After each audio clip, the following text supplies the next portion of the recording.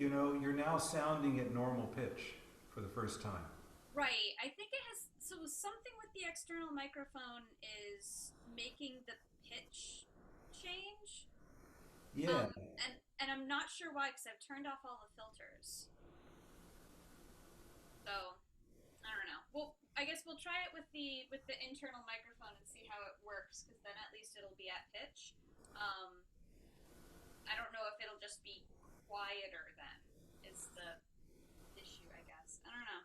I'm not an advanced enough musician to be able to help. Yeah, me neither. All right.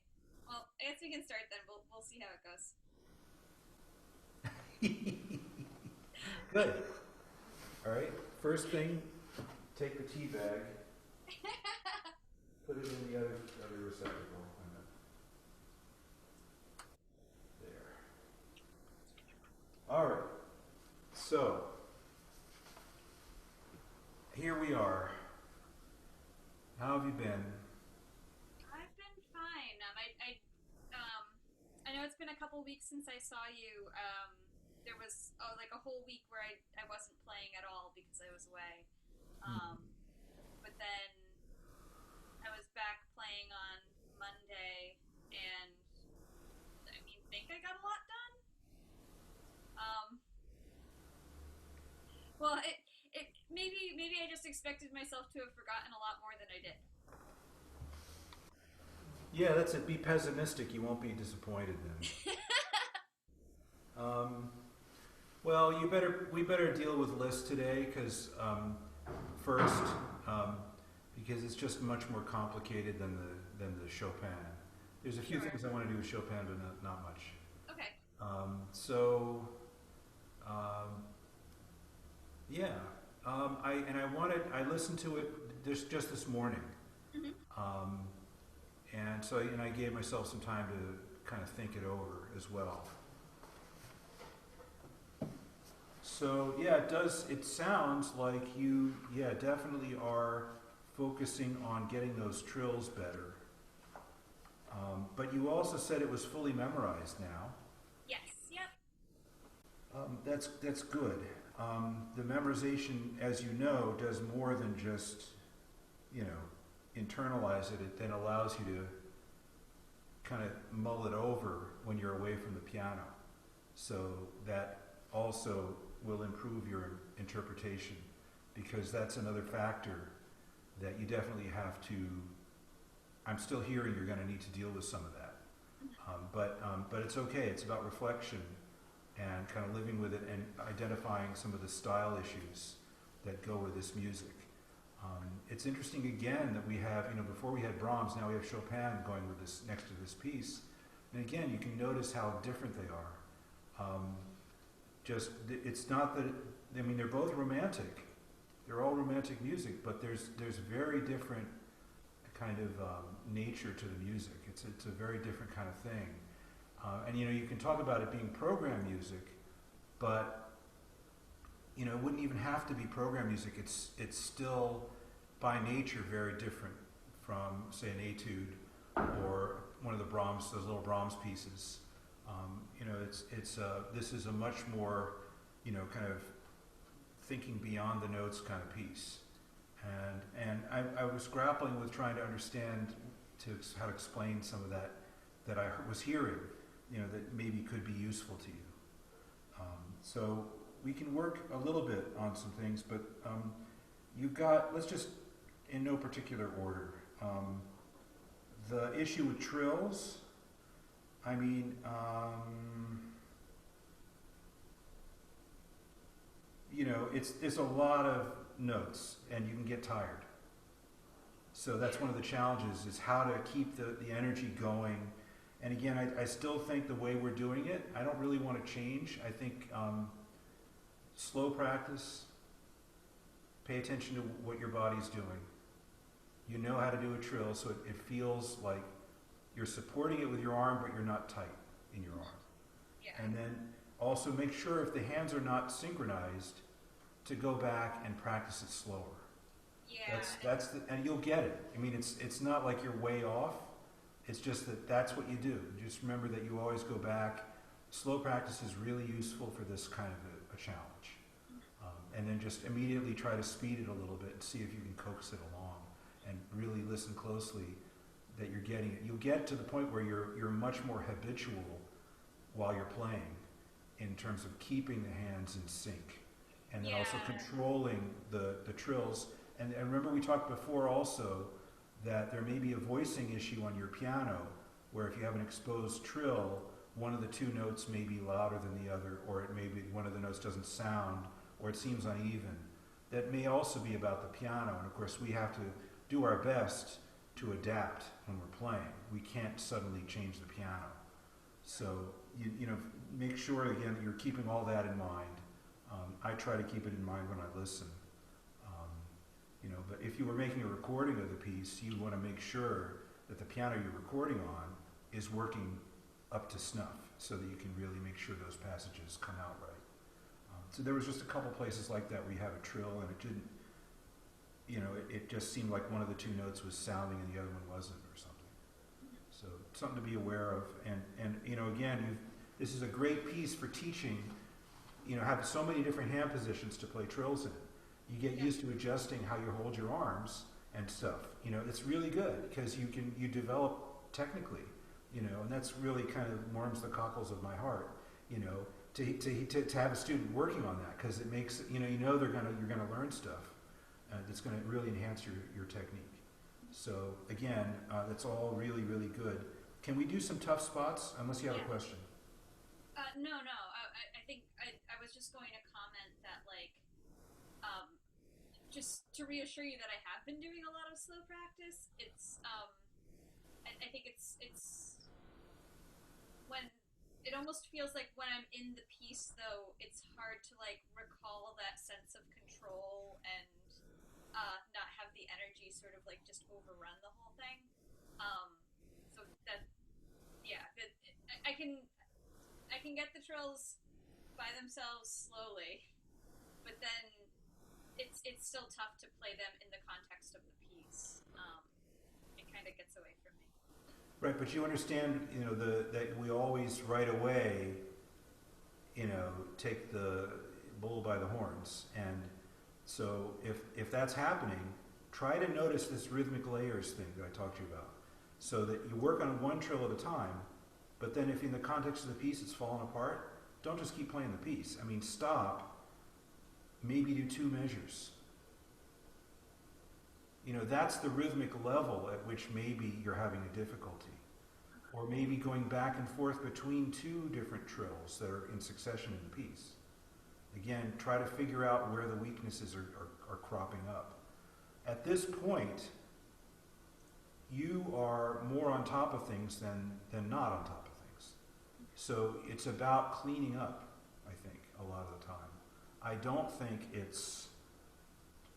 I think you're in the home stretch here. I don't think you're in the too close to the thick of things. But I do want to go over some spots just to check. Yes. I'm thinking if you could just play measure 45.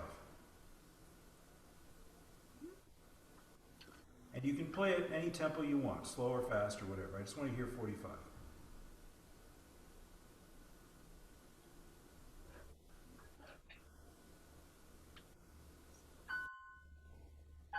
Can you hear that all right?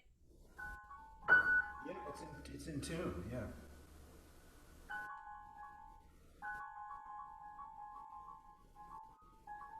So obviously the thumb of the right hand is not happening at the same time as the thumb of the left hand.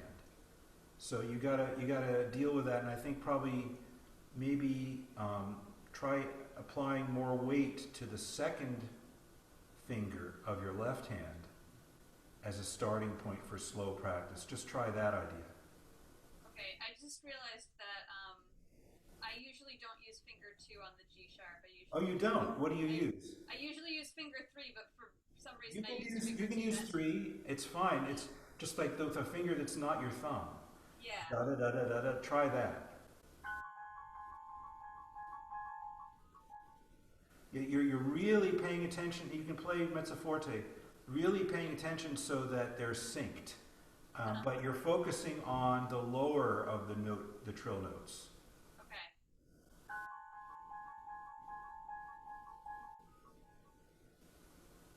Okay, I guess that happened. It's very soft, hard for me to hear, but when you get to, I just want to make sure I hear all that.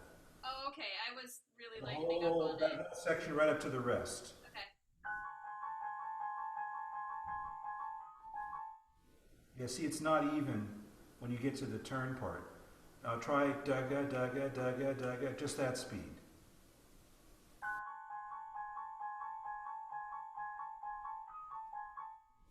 Right, and as always, be very conscious of your forearms, that they're not, that they're loose and fluid, and so that they're helping to really support. While the fingers are quite strong and pointy, and you can of course experiment. You could go backwards. Try making it backwards so that the top note of the trill is brighter. Okay.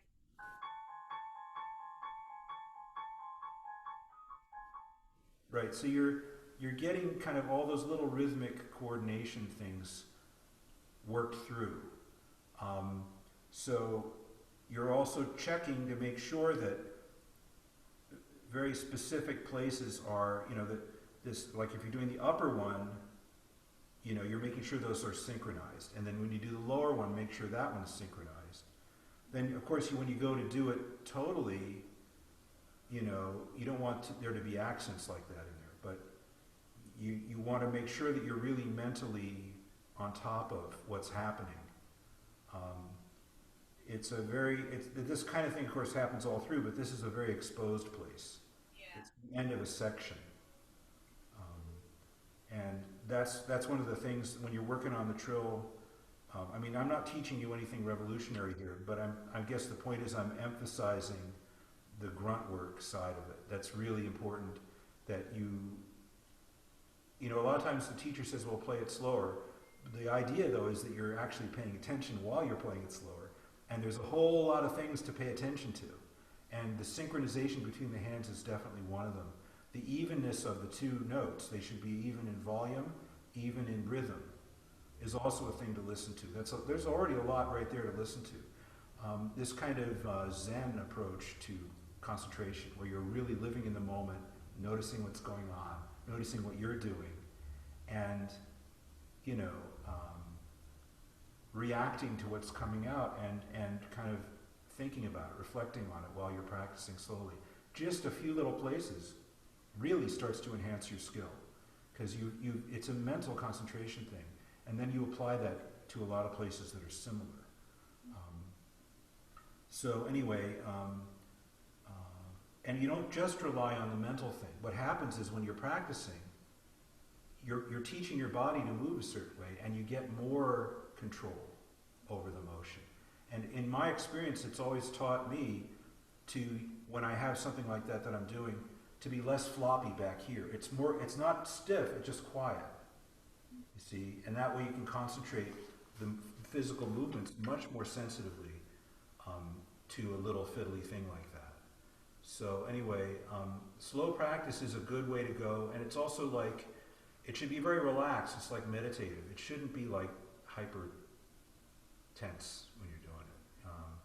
Obviously, when you try to get it up to tempo and play a section, that can be a lot of mental concentration to keep it going, but you still want to have the reflective thing behind it as your guide for the high energy playing.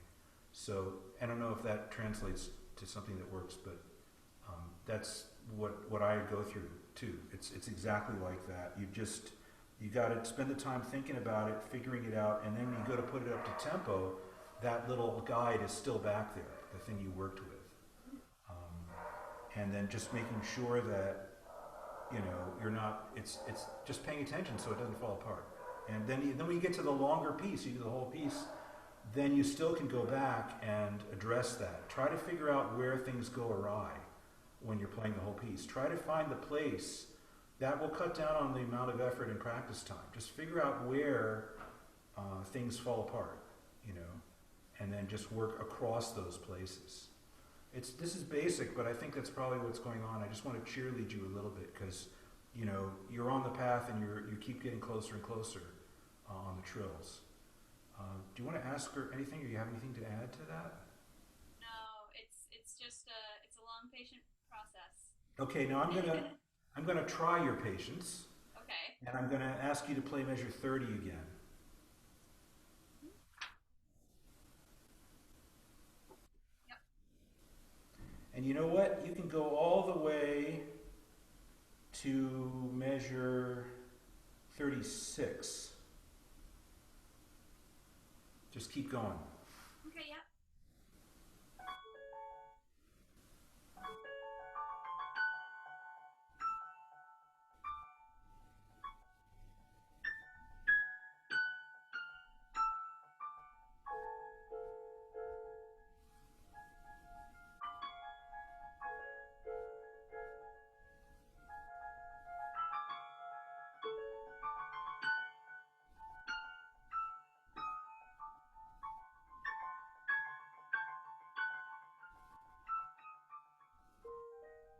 Okay. Right, and you took it under tempo, which is fine. Um, um, just play. You know what it is. It's that turn place. Yeah. It's. Can you just do the right hand on that through like the first, like measure 30? I don't know. Can you do it slower? Yeah, I mean, just make sure that you don't lift off the weight in the middle of it. Make sure that it stays down. It's not getting. It doesn't get light. Yeah, you see, when I'm looking at you, I'm looking at the way your hand's moving, and there's something going on. You don't want anything going on there. This is transfer across the thing, and the palm. The palm is supported. The arch in the hand is supported.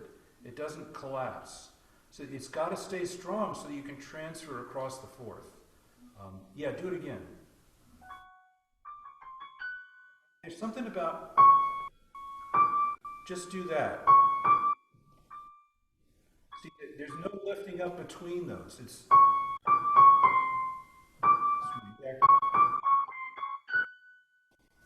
yeah. So just make sure. Sorry. Go ahead. Just be really careful that you're not like doing push-ups off, or you're not, lifting off or something. Because this is a place that it just becomes really banal. Just be careful. Da da da da da da. Always carry the full weight of your hand across that place. It's like the singer having support in the diaphragm. That's what that place is similar to. You're not playing badly, but I'm just saying, just be careful of those. Remember this is also going with style. Um, when you, when it says, well, it even says un poco espressivo, right? So it implies that you're giving of yourself something. Okay, you're not just following instructions. You know, it's really about you being expressive. Da da da da da. I mean, it's got to have some kind of a commitment to it, as a long romantic melody kind of gesture. And then even these parts, I mean, these are just, they're not, there's nothing angry or poked about these. It shouldn't feel harsh.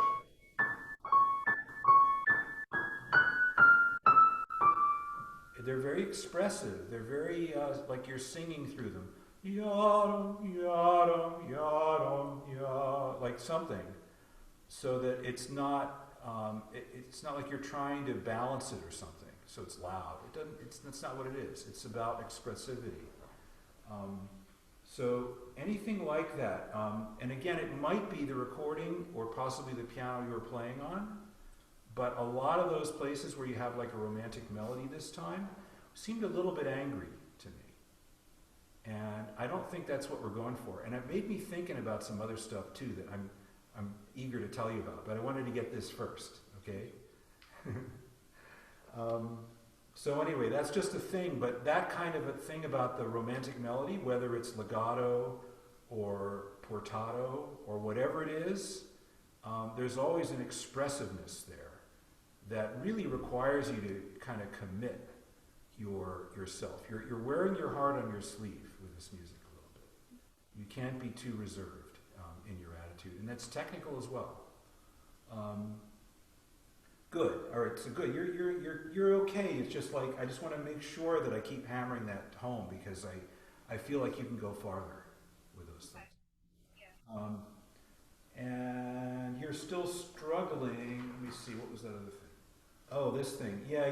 I'm just going to express lots of sympathy for the passage earlier part, especially measure 26, the left hand, for example.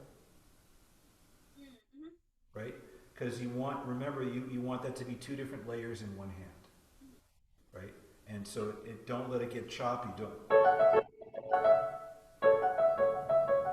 They're separate. So that's the thing.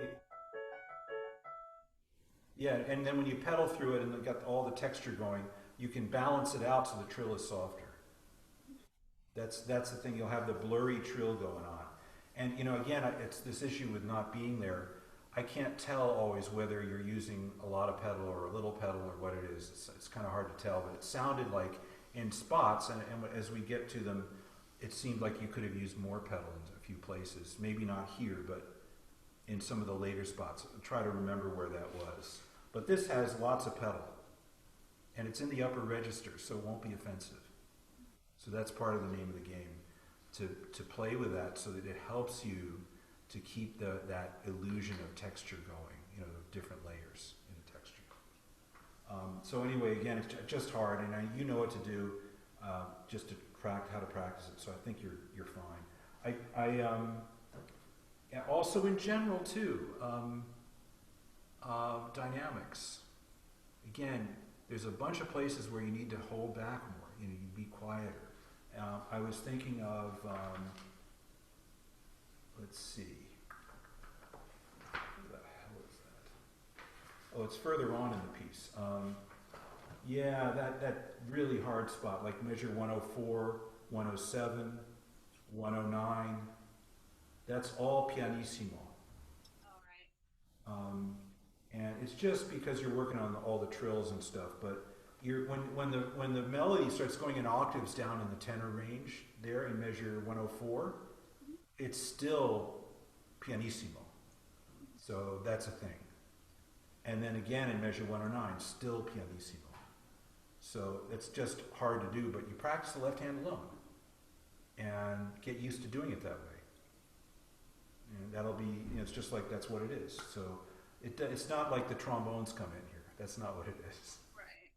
That's like Tchaikovsky symphony or something. So anyway, and you're still, I think in this whole section, as I recall, you're a little under tempo still. It needs to move up a little bit. But Yeah, I was trying to make sure that I kept rhythm in my right hand so that it wouldn't come. I think before the tremolo was starting to come off, like I was adding too many notes sometimes. oh yeah, make sure you got So the notes. Yeah. yeah, so I slowed it down so that I could be a little more like regimented about put the exact right number of That's notes. very good. I'm glad you did that, and that's exactly what you do. And then put it back into the right touch again. You try to get it back so that it sounds closer. But yeah, you're right to do that, and it'll make you more secure too when you do that kind of work. It's more work, but it makes you more secure when you perform. Yeah, like I think maybe the last time I played this for you, there was a question of like sometimes I had that accent on the lower notes instead of like the upper one, like when it hit the beat. So it really helped me feel a little more secure about being like, oh yeah, this is where the beat is. It lines up exactly. Both notes are a little more balanced. It felt better to play. So Yeah, always you want to feel good. I mean, you want to feel physically settled. You don't want it to be, on walking on eggshells. You want to be comfortable. That's why, like the way you sit. You remember when we did the Ravel, you know, Mm-hmm. Jadot.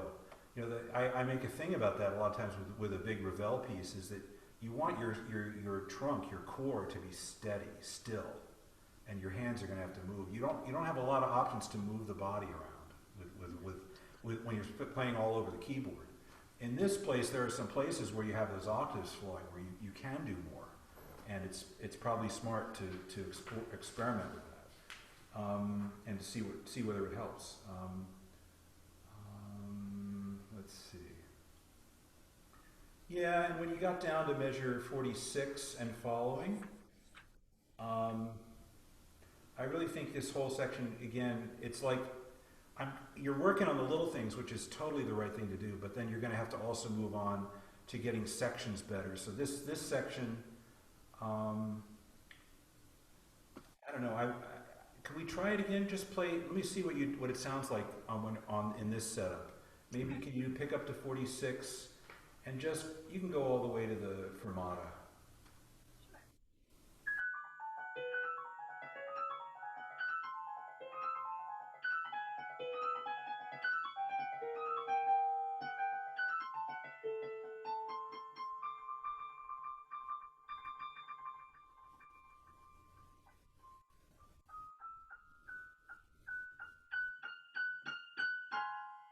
Oops.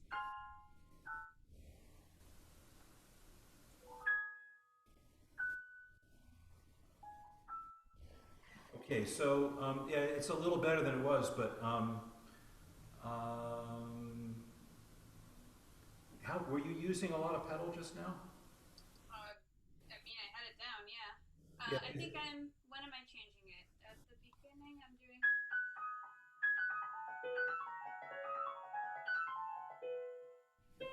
I'm changing it every measure just about at the beginning of it, and then I think at the ending, I just keep it down all the time. Yeah, because it's not coming across over Zoom. So Oh, okay. I got my volume up all the way, but it's all right. So part of that is just we're not together in the same space, so it's hard for me to really know. But just remember, I mean, it's on poco stringendo, but it's still leggero, and it's up to piano. It's piano, so it's louder than some of the other material, but still, we want it to still sound fluttery and fluid. We don't want it to be bogging down too much. And then we have the gradual crescendo. So there is a surge of some kind that goes into measure 48, and then through the trill there's a surge also. So managing that, I think, is important, so that you can do it kind of seamlessly. I think that's really what you should practice in that spot. Just take that section right there, and as a separate practice. Um, and even that one that the Rinfort Sando place where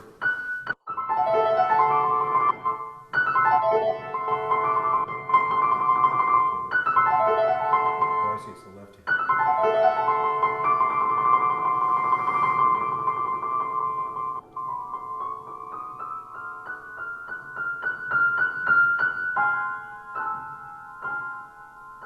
I mean, I hear all of that as gentle. I don't hear it as aggressive.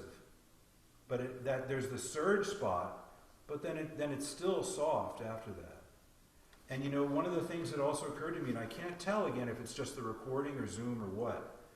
Remember, I talked about that idea of pretentious.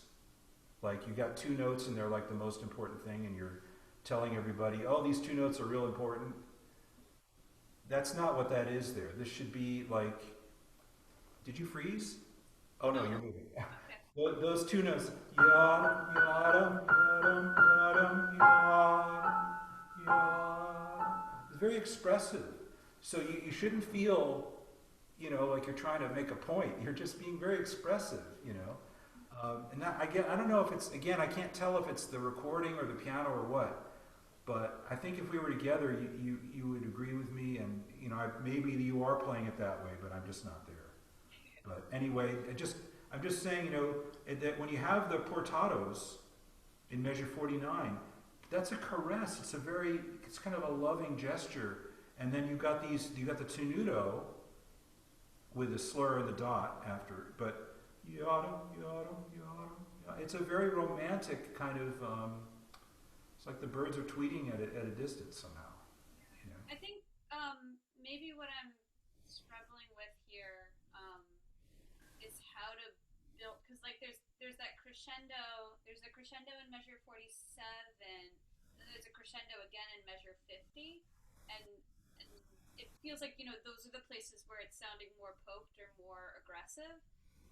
And so maybe it's just I feel like I'm having trouble like understanding how to build energy and volume without making it sound angry.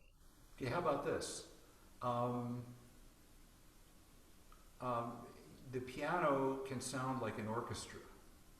So you can think in terms of like the orchestral aspect. Um, that, because Debussy is very good for this. Claude Debussy, a lot of his piano music, he famously, some of his preludes start to be written on three staves, right? Yep. And then people say, well, but you see, what he had already been doing his orchestral reductions. I mean, his orchestral sketches on bigger, like 3 or 4 staves for the orchestra, and he would play it on the piano before it was fully orchestrated. And some of the orchestration other people did, but he did as well. But the point is that when you start thinking orchestrally about like a crescendo, you don't somehow have to surge. I mean, you're managing it from a distance. You're thinking about it as a, we have a crescendo. It's not like you have to force it to happen. You just have to kind of, manage it. So it's going to get a little louder going into 48. The rinforzando implies that there's a bit of energy that's come out there. Then you have the trill with a hairpin on it. That's a separate thing. And then again, I have a diminuendo in 49. Do you have that? Yeah. And then probably the beginning of 50 is back to piano again. Oh, I have a crescendo at the beginning of 50. Do you have any marking at all at the beginning of 50? Just the crescendo. Yeah, neither do I, but I still think it's piano. Oh, okay. I thought you meant that it was going to be piano for that whole beginning part. Yeah, well, he marks piano pick up to 46, and that does imply that the whole section remains piano. Of course, you have to do something though. You can't just play it like machine. You have to, and you follow the instructions. But a prolonged crescendo doesn't tell you. That's one of these things they teach you in orchestration class or instrumentation. When you are giving, you're writing the orchestral version of your piece, and you put a dynamic marking. If you have a crescendo or a diminuendo, frequently at the end you have to also include a dynamic marking. Right. So if you do a crescendo and you say, I want it to crescendo to forte, for instance, you would write an F. Or if you wanted crescendo to piano, you put a piano. Sometimes composers put nothing, which really implies, you didn't really change dynamic levels. You're still in the same level, you're just like a little louder within that level. Does that, I don't know if you've ever heard that, maybe you know that, but that's something that I remember from orchestration class. They would teach us to, if you want to really make sure that it's, the tuba player doesn't play too loud, you have to write a dynamic marking after this crescendo. Right. Get the wrong idea. Especially brass players. Well, that they have a lot of authority because they've got the power. They have the volume. They can really overwhelm everybody. So they appreciate it when you give them guidance. It's the same thing here. He's decided not to write it in because he doesn't want to be pedantic, I think. But